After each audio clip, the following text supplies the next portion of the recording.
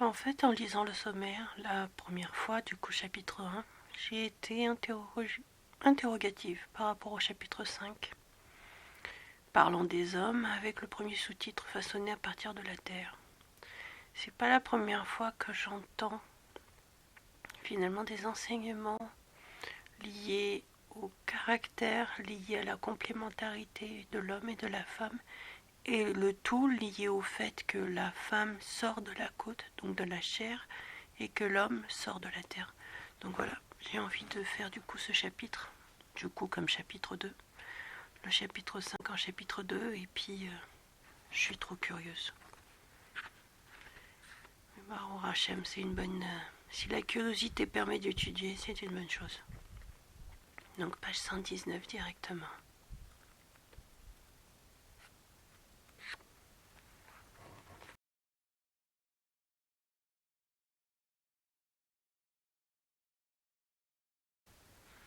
Chapitre 5, parlons des hommes, façonnés à partir de la terre.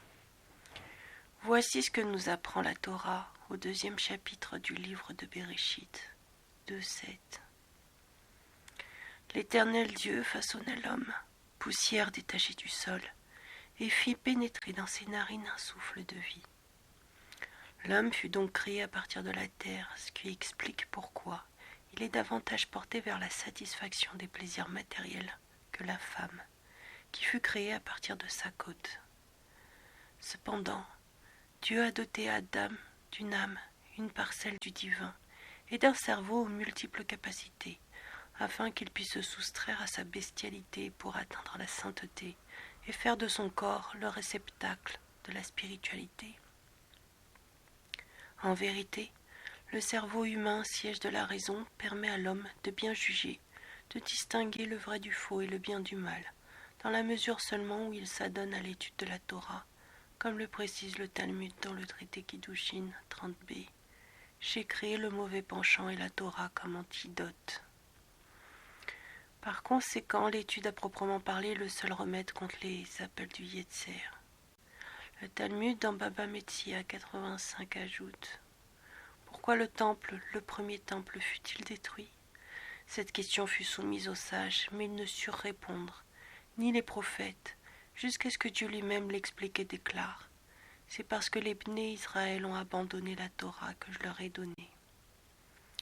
Pourtant, les Écritures rapportent que les Juifs de l'époque avaient commis de graves péchés, dont les 3 fautes capitales que sont l'idolâtrie, les relations interdites et le meurtre. Or, ce ne furent guère ces fautes-là qui conduisirent à l'exil et à la destruction du Saint-Temple. La raison évoquée par Dieu lui-même réside dans le fait que les Juifs avaient négligé l'étude de leurs textes saints. C'est ce qu'explique le Midrash Erharaba dans son introduction. Hachem a pardonné l'idolâtrie, le meurtre et les relations interdites, mais non l'abandon de la Torah. Pourquoi? Le manque de diligence dans l'étude est source de nombreux maux. Négliger l'étude, c'est ouvrir la porte à toutes les infractions, même les plus graves, jusqu'à l'abandon complet du service divin. Inversement, seule la connaissance de la Torah permet à l'homme de mettre ses pulsions en bride et de s'élever vers la sainteté. Le mal en hébreu se dit Zahar, Zain, Raf, Resh, de la même racine que Zikaron, le souvenir. En effet, l'homme doit se remémorer son étude en permanence et ne jamais détourner son esprit des enseignements de la Torah. Voici ce que dit à ce sujet Rav Ben-Zion Abba Shaul dans son livre Zikron Hadassah, page 60. L'homme gagne encore autre chose à étudier la Torah de manière approfondie. Cela lui permet de savoir clairement comment servir son Créateur, parce qu'il y a des choses qui se ressemblent, alors qu'en vérité elles sont contraires. Par exemple, la confiance en Dieu et la démission. Celui qui baisse les bras et se résigne par fatalisme ne manifeste pas un grand bitaron. Confiance en Dieu. Bien au contraire, et la différence est très fine.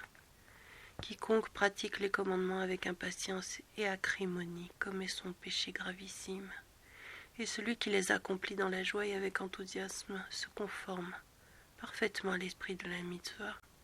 Pourtant, dans les faits, c'est la même chose. Ce qui change, c'est l'état d'esprit et l'humeur.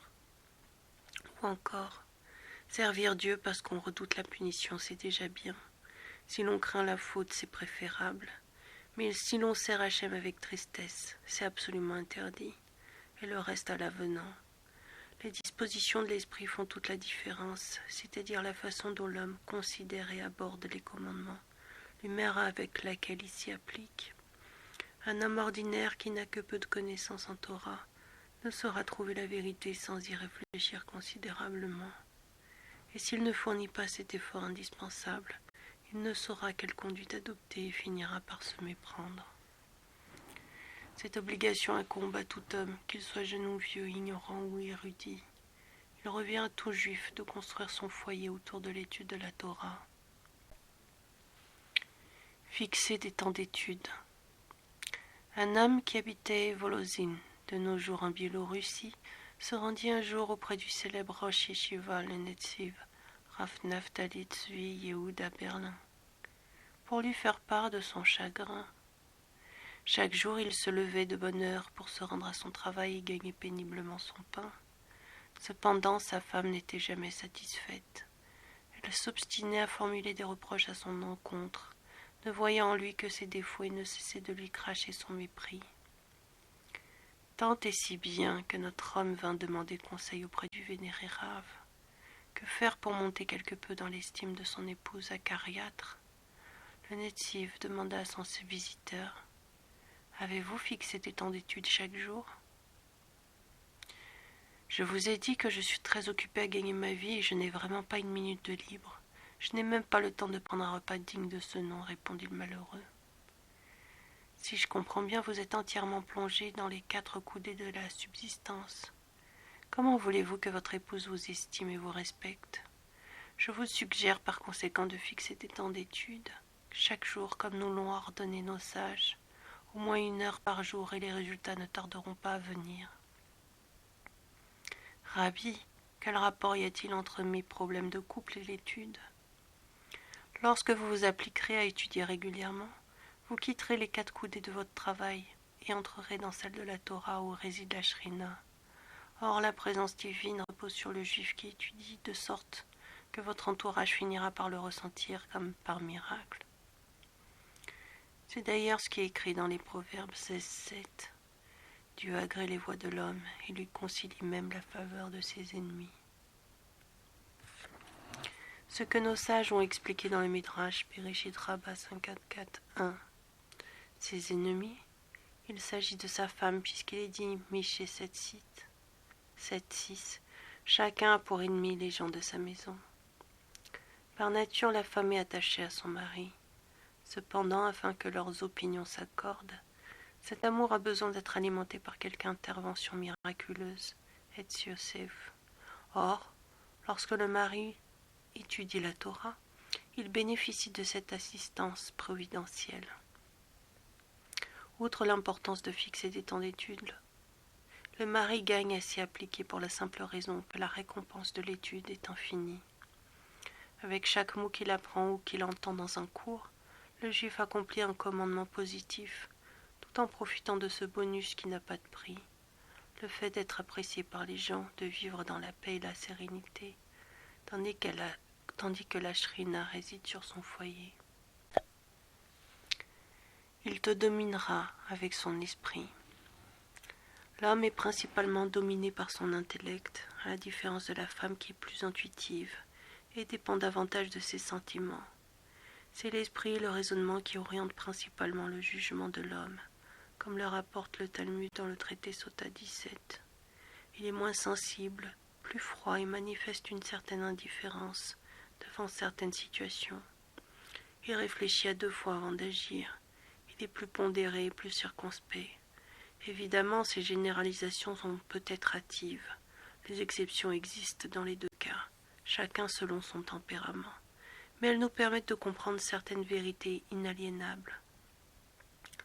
La femme ne peut être dayan, ce qui n'a rien à voir avec ses capacités intellectuelles ou autres, puisque nous voyons que des femmes sont tout aussi capables, et parfois davantage, que les hommes d'assumer des fonctions importantes, de faire preuve d'intelligence et de perspicacité dans bien des domaines. Si la femme ne peut être doyenne, cela relève d'autres considérations et notamment du rôle que Dieu attribue à chacun des sexes. Toute épouse, dont le jugement est parfois diverti par ce qu'elle ressent, gagnerait à soumettre ses hésitations à son mari, dans la mesure où celui-ci est capable de trancher froidement et de décider. La femme est naturellement attachée à son conjoint, comme l'enseigne le verset que nous avons cité, Bereshit 3,16. La passion t'attirera vers ton époux et lui te dominera. Elle désire inconsciemment le satisfaire et s'efforce par tous les moyens de lui faire plaisir, de recevoir son attention, puisqu'elle retire toute sa vitalité du regard qu'il lui porte. Par conséquent, il se doit en retour de faire cas de ses préoccupations, de l'aider à prendre une décision, de s'intéresser à ce qu'elle fait. En bref, il doit sortir de sa caverne. Cependant, la femme espère voir la seconde partie du verset se réaliser. Et lui te dominera. Ce besoin est vital chez elle, en effet. Pour traiter son mari avec respect, elle doit l'admirer, voir en lui un homme fort, sur lequel elle peut compter et se reposer. Un homme qui possède un certain charisme, une certaine autorité, autant de qualités dont il a été doté. Hélas, nombreux sont les hommes qui ne comprennent pas à quel point leur femme a besoin d'entendre leur avis et leur verdict sur les sujets qu'elle souhaite voir tranchés par lui. Lorsqu'elle découvre que son mari refuse régulièrement de s'exprimer, qu'il rechigne à émettre son opinion, à prendre une décision, la relation s'envenime parce qu'elle ne peut respecter ni supporter sa faiblesse. Nos sages enseignent dans le traité Kiddushin 80b, les femmes ont l'esprit léger. En d'autres termes, elles se laissent plus facilement influencer, ce qui explique pourquoi elles espèrent trouver chez leur mari une personne capable de fixer des limites, de décider et de s'en tenir à ses principes. Évidemment, lorsqu'on demande au mari d'exprimer ses positions, cela ne veut pas dire qu'il doit se transformer en despote. D'ailleurs, le despotisme n'est absolument pas nécessaire dans le foyer, puisque, comme dit, la femme accepte généralement de suivre son époux, étant avide de ses attentions et de son amour, ce qui est la meilleure des bénédictions. Avant le mariage, l'homme n'est qu'une moitié, enseignent nos sages. Une fois marié, il accède enfin à son être véritable et devient une entité à part entière. Miséricorde. Les maîtres de la Kabbale enseignent que l'homme tire son origine de l'attribut de miséricorde, tandis que chez la femme c'est celui de la force, de la rigueur. La réalité ne dément pas ce principe puisque en général les hommes sont plus cléments, plus souples que les femmes. Cependant, il arrive parfois que la miséricorde masculine génère de la cruauté et qu'inversement, la cruauté de la femme ne soit que clémence. Expliquons ce point. Nos sages dans le Talmud Nida 31a rapportent ce passage que nous avons déjà cité. 3 associés sont nécessaires pour faire un être humain. Le Saint béni soit-il, le Père et la Mère. Le Père plante la substance blanche dont seront faits son cerveau, ses nerfs, ses ongles, ses os et le blanc de ses yeux. Sa mère plante la substance rouge qui formera sa peau, sa chair, ses cheveux et le noir de ses yeux.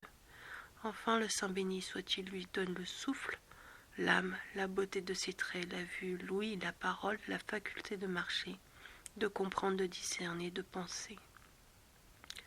Les kabbalistes expliquent que la couleur rouge incarne l'attribut de rigueur, tandis que le blanc symbolise la miséricorde. Par exemple, lorsqu'un enfant pleure, la femme ne perd pas ses moyens et réfléchit froidement à la conduite à suivre, ce qui relève de la rigueur. Cette qualité lui permet d'élever sa progéniture, d'imposer des limites avec douceur et fermeté. Vous comprendrez que cette cruauté, entre guillemets féminine, n'est que miséricorde, puisque ce que la mère recherche par-dessus tout en matière d'éducation, c'est le bien de son enfant. Ouvrons une parenthèse à ce sujet.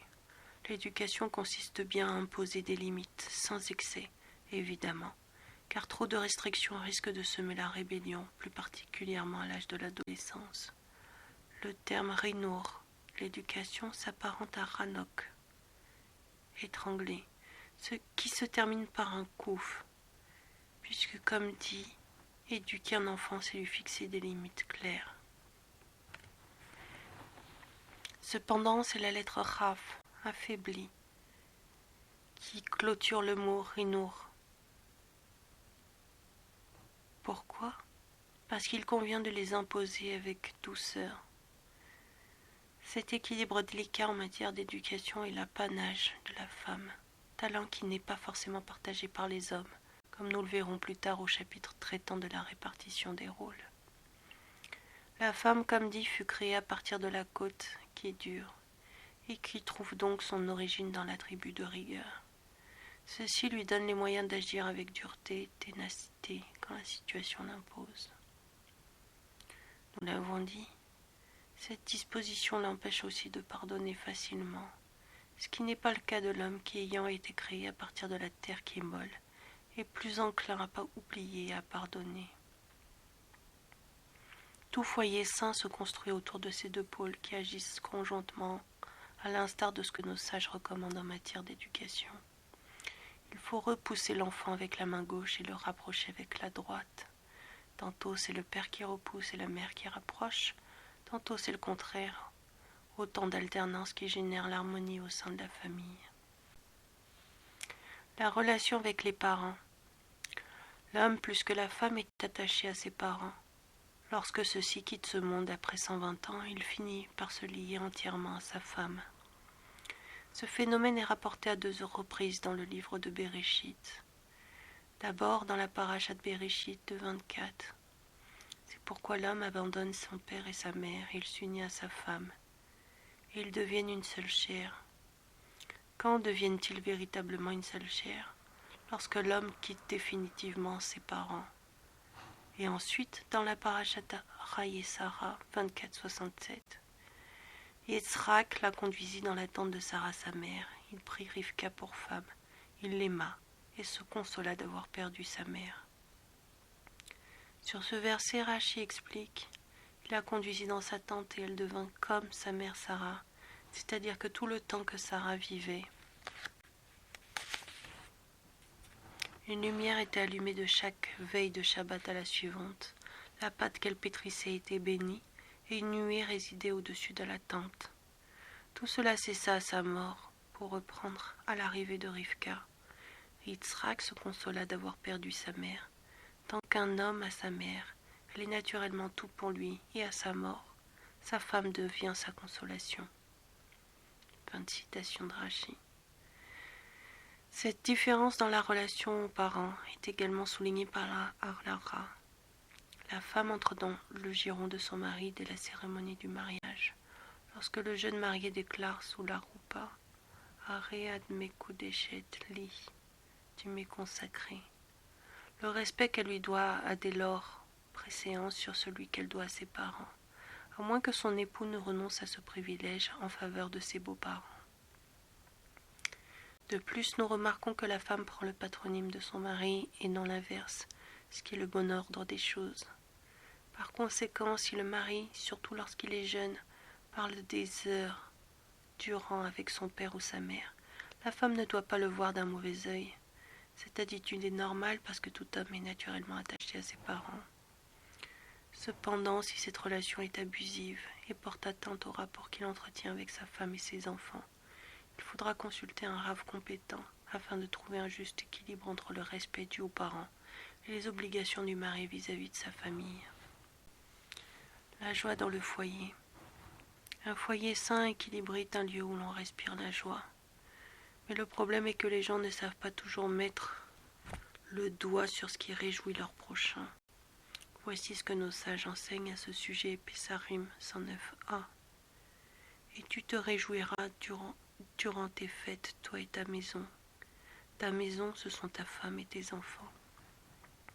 En d'autres termes, l'homme est enjoint de réjouir tous les membres de sa maisonnée durant les fêtes juives. Comment ? Pour un enfant, et pour le Talmud, ce sera avec des amandes grillées et des noix, en l'occurrence des sucreries ou des jouets. Et la femme, avec des bijoux et des vêtements colorés. Quant au mari, ce sera de la viande et du vin. Voilà donc la leçon que nous donnent nos maîtres avec simplicité sur la psychologie du plaisir. Les femmes comme les enfants apprécient peut-être la nourriture, mais ce n'est pas de la table qu'ils retirent la plus grande satisfaction. L'homme, quant à lui, affectionne l'habillement, mais davantage les bons petits plats.